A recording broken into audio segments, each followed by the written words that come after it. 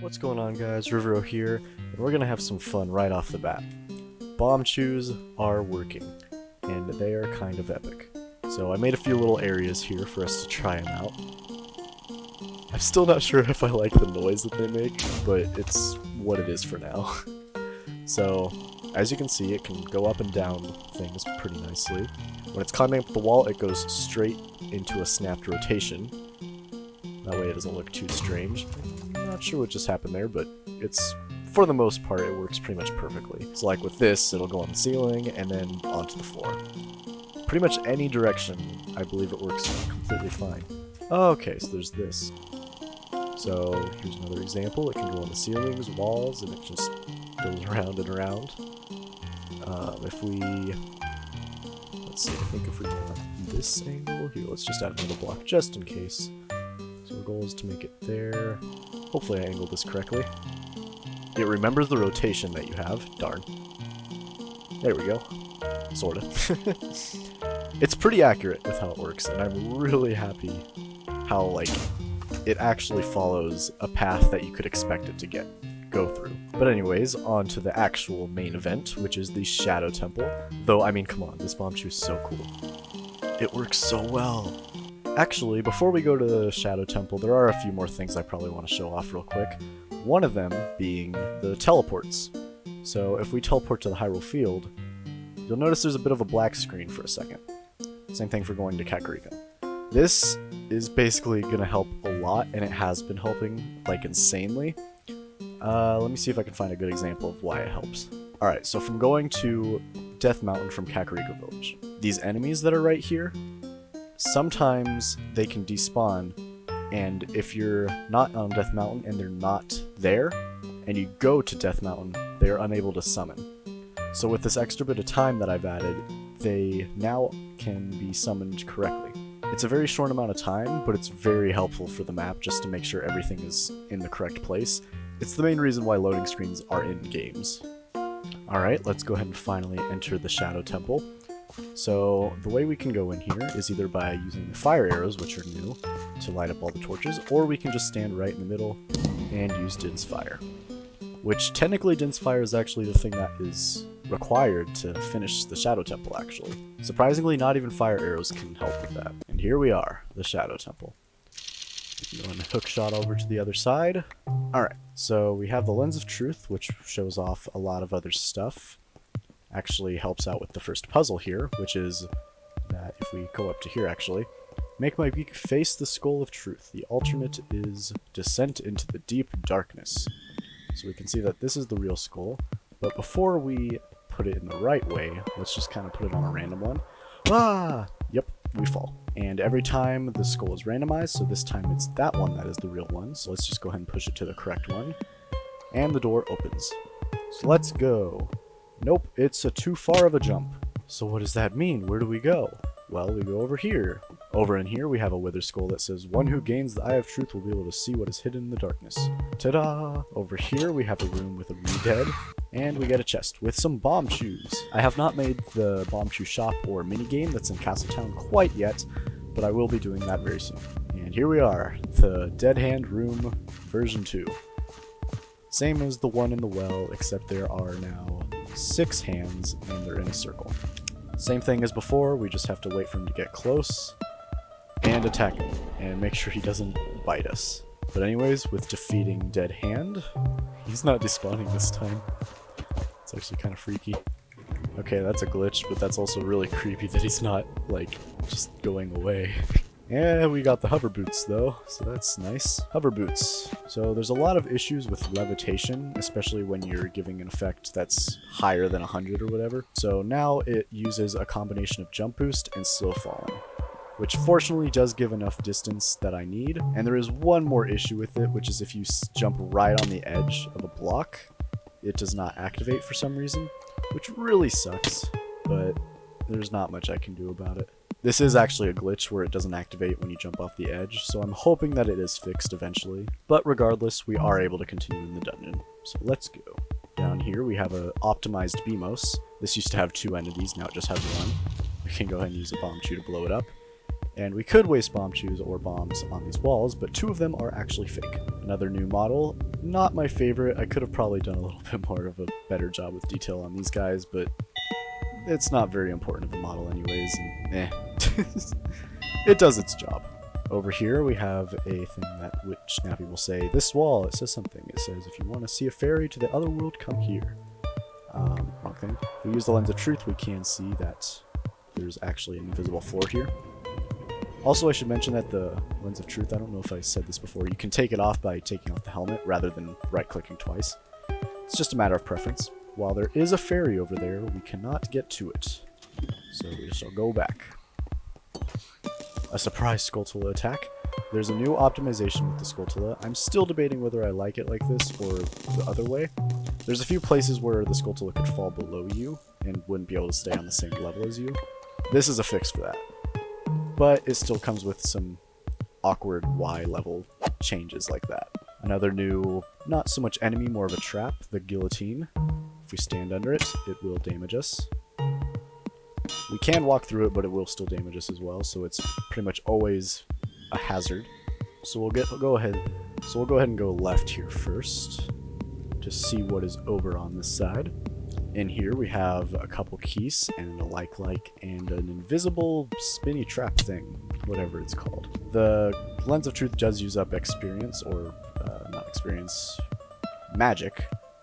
So you do be careful of that when using it. Over here we have something that's kind of laggy. You might have noticed there's a big push block hidden in the wall. But yeah, this place is a little bit laggy because it takes a lot of cloning to do this. Fortunately, if you're far enough away, it stops working just to keep performance good. Yeah, if we go ahead and pull this block out, it does it all the way automatically. And if we go ahead and push it under this first thing, it will stop it from going down. So if we actually let this thing hit us when we're under it, it will take us back over to the beginning of the room. In here we have this giant, some sort of container pretty much. And so we don't waste bombs, we can go ahead and use these and throw them into the container, which reveals a key. And for another new thing, which is fans. So we can walk over here, nothing seems out of the ordinary. Then, boom, the fan turns on, which we are pushed away. And if we are holding the hover boots, or wearing the hover boots, we get pushed even faster. So you can actually time these fans correctly, but if we put on the iron boots, we don't have to worry about that at all. And we have another room here, which has another, new enemy, which is the fire eye. And I guess we'll let it do its thing for first time. Shoots a flame, or a piece of fire, and we can block it with the shield if we want to. Here we go. Blocked. It's invulnerable when you try to shoot it, but if the eye is open, we can kill it. Let's go ahead and put on the hover boots. With what the wall said, it said, oh. It did not say to do that. What it did say was to use the fan to go through the wall. And we're about to see something pretty big. The ferry. First, let's go ahead and get this block out of the way, so we can have a shortcut from the beginning. Okay. Something I was dreading a long time ago was making this. We go ahead and pull out the ocarina and play Zelda's Lullaby. Here's the cutscene. Nothing too spectacular. I made sure to make this very little resource usage. I can't say words. Because as you can tell, the bottom of the boat isn't actually existent. I wanted to make this not super laggy, though it is very jittery. We have Stalfos on the boat with us. Hopefully I don't die. Here we go. One of them's down. Another will spawn in a second here. You can actually jump, even in the original game, onto these little platforms over here. That guy was floating a little bit. But there's nothing over there, so not really much of a point. If you fall off, the boat does reset.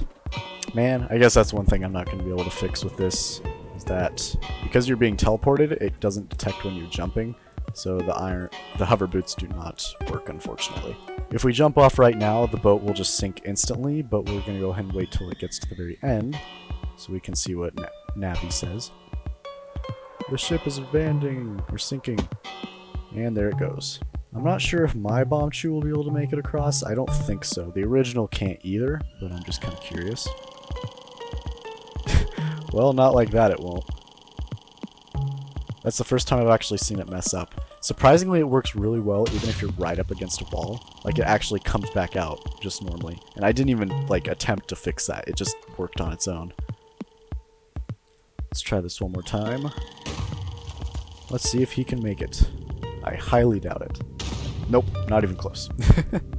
So the real way you do this, a new implementation that wasn't actually available before, you can now shoot bombs that are like this.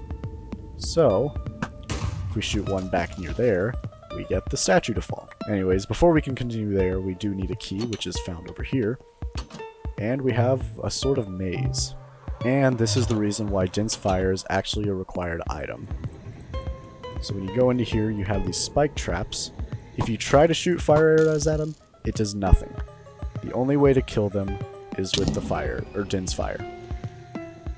Same thing as the original game. I kind of disagree with it. I think it should be fire arrows as well, but I guess if you only burned up one, what would happen to the other side? I don't know.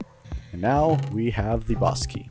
We go ahead and insert the normal key into this door, and just up ahead we see the boss key, or the boss door. And we have some invisible platforms that we can jump across. The boss door unlocks, and we are ready for the boss of the Shadow Temple. We fall down here, 2 hands are revealed. The drum beat slowly gets faster.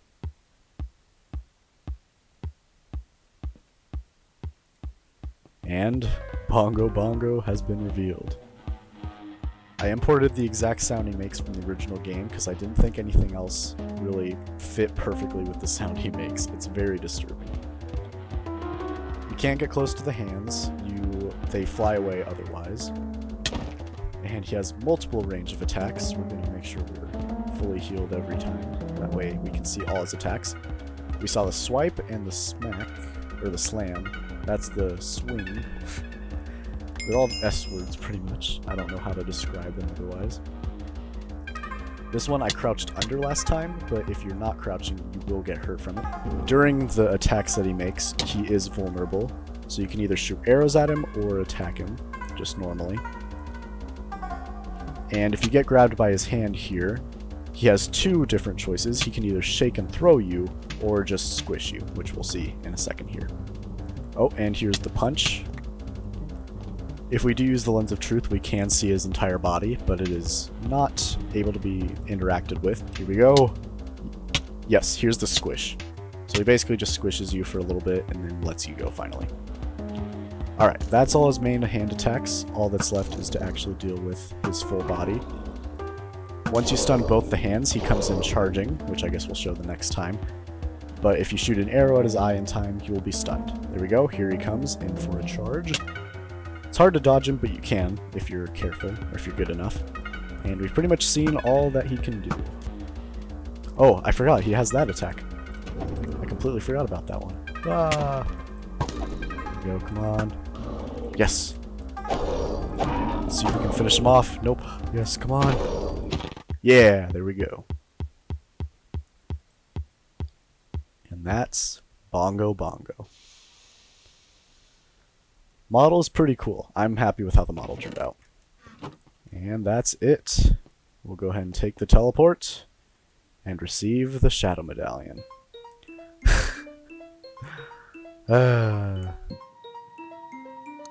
You gotta love those visual errors. Anyways, now that everything's back to normal, we have the usual info here. Just telling us that we received the medallion. And that's out. And that's it. Another temple completely done. Currently at this point I don't actually have a plan of what I want to do next. Obviously I can go ahead and do the Gerudo Fortress next, which has the side quest of saving the carpenters, but there's a lot of other stuff I can do in the world currently. One of those being the shops and mini games at the castle town, or just fixing things up here and there. There's a lot of bugs and glitches that I still need to work on. And of course there's the fishing pond at Lake Hylia, as well as the Scarecrow Song, which I'm currently waiting for 1.16. And same thing goes for the Ice Cavern, where I'm just waiting for Blue Fire to be made. There's a lot of different branching paths that I can take pretty soon here. But wherever it takes us, most likely here, you will be seeing the finished product in the next video of my map making world. See you guys then.